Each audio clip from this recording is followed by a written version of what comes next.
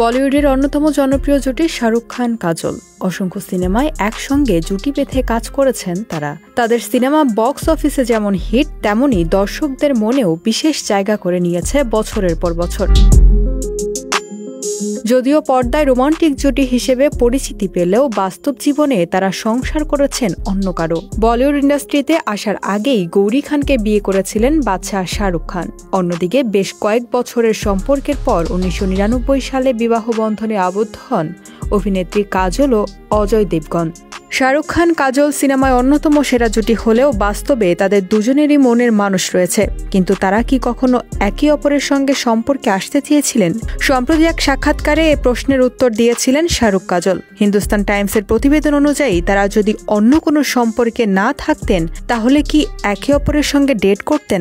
এমন প্রশ্নের উত্তরে কাজল বলেন, আমি সত্যিই বলতে পারবো না, কারণ বাজিগর সিনেমার শুটিংয়ের সময়ই আমি অজয়ের সঙ্গে সম্পর্কে ছিলাম। অন্যদিকে ঠিক একই সময়ে কাজলের দিকে তাকিয়ে মুচকি হেসে শাহরুখ খান বলেন, হ্যাঁ, আমিও ওই সময়ে অজয়ের সঙ্গে সম্পর্কে ছিলাম। যা শুনে উপস্থিত দর্শকের মধ্যে হাসির রোল পড়ে যায়। অবশ্য ভক্তদের মতে কিং খান বলে কথা, এত সহজে কি আসল সত্যটা বলবেন?